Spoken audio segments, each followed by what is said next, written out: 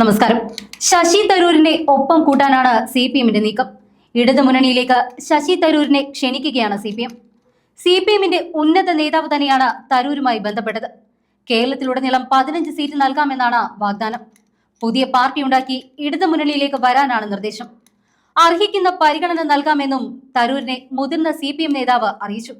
ഇതിനോട് അനുകൂലമായോ പ്രതികൂലമായോ തരൂർ പ്രതികരിച്ചിട്ടില്ല എന്നാണ് അറിയാനാകുന്നത്. മുഖ്യമന്ത്രി പിണറായി വിജയന്റെ നിർദ്ദേശപ്രകാരമാണ് മുതിർന്ന നേതാവ് തരൂരിനെ ബന്ധപ്പെട്ടത്.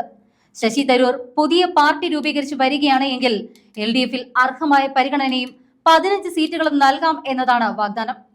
കോൺഗ്രസിനുള്ളിലെ ഗ്രൂപ്പ് പോരുകളിൽ മനം മടുത്തു നിൽക്കുന്ന തരൂരിനെ മുഖ്യമന്ത്രിയുടെ ദൂതൻ ഈ സന്ദേശം കൈമാറിയെന്നാണ് ലഭിക്കുന്ന വിവരം.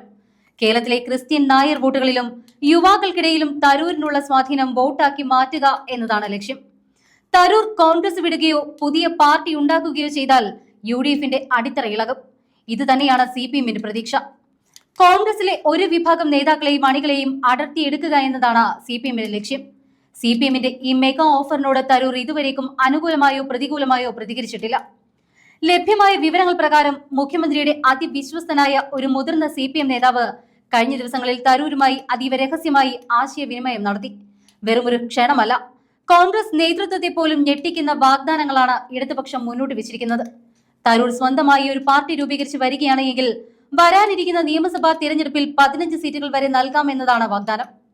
മുന്നണിയിലെ മറ്റ് പ്രധാനികൾക്കുള്ള പ്രമുഖ സ്ഥാനങ്ങൾക്കും പരിഗണനകൾക്കും തുല്യമായ പദവി തരൂരിന്റെ പുതിയ പാർട്ടിക്ക് നൽകും. ദേശീയ തലത്തിൽ LDF-ന്റെയും പിണറായി സർക്കാരിന്റെയും ശബ്ദമായി തരൂരിനെ മാറ്റുക എന്നതാണ് ലക്ഷ്യം. കോൺഗ്രസിനുള്ളിൽ ഗ്രൂപ്പ് പോരുകളും അവഗണനയും മൂലം തരൂർ കുറച്ചുകാലമായി അതൃപ്തനാണ്. പ്രത്യേകിച്ച് രാഹുൽ ഗാന്ധിയുടെ കൊച്ചി സന്ദർശന വേളയിലുണ്ടായ അവഗണന തരൂരിനെ ചൊടിപ്പിച്ചിട്ടുമുണ്ട്. ഈ അവസരം കൃത്യമായി തന്നെ മുതലെടുക്കുക എന്നതാണ് പിണറായിയുടെ ലക്ഷ്യം. തരൂർ വന്നാൽ നായർ ക്രിസ്ത്യൻ വോട്ടുകളിലും യുവാക്കൾക്കിടയിലും വലിയ സ്വാധീനം ഉറപ്പിക്കാമെന്നും UDF-ന്റെ അടിത്തറ തകർക്കാമെന്നും AKG സെന്റർ കണക്ക് കൂട്ടുകയാണ്. തരൂർ തന്റെ അടുത്ത അനുയായികളുമായി ചർച്ച തുടങ്ങിയതാണ് സൂചന. അതേസമയം ശശി തരൂർ MP ദുബായിലേക്ക് പറന്നതിന് പിന്നിൽ മുഖ്യമന്ത്രി പിണറായി വിജയന്റെ വമ്പൻ മാസ്റ്റർ പ്ലാൻ ആണ് എന്നും സൂചനയുണ്ട്.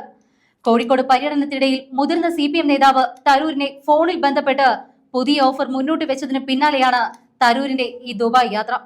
തരൂരിനെ അവിടെ വെച്ച് പിണറായിയുടെ വിശ്വസ്തൻ കാണും എന്നാണ് പുറത്തുവരുന്ന സൂചന. AKG സെന്ററിൽ തയ്യാറാക്കിയ ഓപ്പറേഷൻ തരൂർ ഇപ്പോൾ ക്ലൈമാക്സിലേക്ക് നീങ്ങുകയാണ്. രാഹുൽ ഗാന്ധിയുടെ സന്ദർശന വേളയിലുണ്ടായ അവഗണനയിൽ നീറിപ്പുകയുന്ന തരൂരിനെ കൃത്യസമയത്ത് തന്നെ റാഞ്ചാനാണ് AKG സെന്റർ ലക്ഷ്യമിടുന്നത്. തരൂർ ഇതുവരേക്കും മനസ്സ് തുറന്നിട്ടില്ല എങ്കിലും ദുബായിലെ രഹസ്യ ചർച്ചകൾക്ക് ശേഷം കേരളം കാത്തിരിക്കുന്നത് വമ്പൻ വെളിപ്പെടുത്തലുകൾക്കായിരിക്കുമെന്നും സൂചനകളുണ്ട്.